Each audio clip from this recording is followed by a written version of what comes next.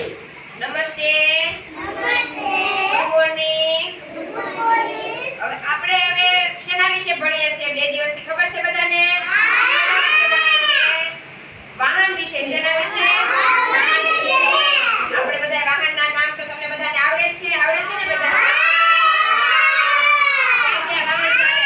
જમીન ઉપર, પછી આકાશમાં ઉડતા વાહનો, પાણીમાં તરતા વાહનો, ઈ વિશે આપણે બધું સમજ્યા. હવે આજે આપણે સમજવાનું છે કે વાહનનો ઉપયોગ ક્યાં થાય છે, આપણે વાહનનો ઉપયોગ કેવી રીતે કરીએ છીએ, ઈ વિશે આપણે આજે ભણવાનું છે. તો હવે આપણે વાહનનો ઉપયોગ ક્યાં કરીએ? હવે પહેલા આપણે છીએ, તમારે બહાર જવું હોય, ગામમાં જવું હોય કે બીજી જગ્યાએ આપણે અહીંથી આપણે ભાવનગર જવું છે કે તમારા મામાના ઘરે જવું છે, તો આપણે શેમાં બેસીને જઈએ છીએ? વાહનમાં બેસીને જઈએ છીએ ને. તો વાહનનો એક ઉપયોગ ક્યાં થાય છે? મુસાફરીમાં. ક્યાં થાય છે? એક જગ્યાએથી બીજી જગ્યાએ જવા માટે વાહનનો ઉપયોગ થાય છે. પછી ટ્રેક્ટર છે, કાવ્યાબેન, ટ્રેક્ટર છે, દર્શન, ટ્રેક્ટર, પછી મોટા ટ્રક છે, એવા જે બધા વાહનો છે એનો સામાન ફેરવવામાં ઉપયોગ થાય છે.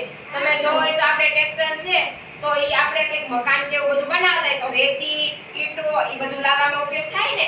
પછી મોટા જે ટ્રક છે તો બીજો મોટો જે સામાન હોય, વધારે સામાન હોય, ઈ બધો સામાન લેવા માટે મોટા ટ્રકનો ઉપયોગ થાય છે. તો એક જગ્યાએથી બીજી જગ્યાએ સામાન લઈ જવા માટે પણ વાહનનો ઉપયોગ થાય છે. એટલે સામાન લઈ લાવવા માટે પણ વાહનનો ઉપયોગ થાય. પછી મુસાફરી કરવા માટે પણ વાહનનો ઉપયોગ થાય છે. એટલે તમને કોઈ પૂછે કે આપણે વાહનનો ઉપયોગ ક્યાં થાય, તો આપણે એક જગ્યાએથી બીજી જગ્યાએ જવા માટે વાહનનો ઉપયોગ થાય છે. પછી સામાનની હેરવણી ફેરવણી, એક જગ્યાએથી બીજી જગ્યાએ સામાન લઈ લાવવા માટે પણ વાહનનો ઉપયોગ થાય છે. ઈ બધી રીતે વાહનનો આવી રીતે ઉપયોગ થતો હોય. પછી જીસીબી છે, બસ જીસીબી તમે બધાએ જોઈ છે ને. તો જીસીબી નો ઉપયોગ શું થાય છે? તો આપણે ખોદવા માટે, ગટર લાઈન છે, પાણીની લાઈન છે, બધું જે ખોદવા માટે શેનો ઉપયોગ થાય છે? જીસીબી નો ઉપયોગ થાય છે. તો આવી રીતે અલગ વાહનનો અલગ રીતે કૃષ્ણાબેન ઉપયોગ થાય છે. હવે બધાને સમજાઈ ગયું વાહનના ઉપયોગ વિશે?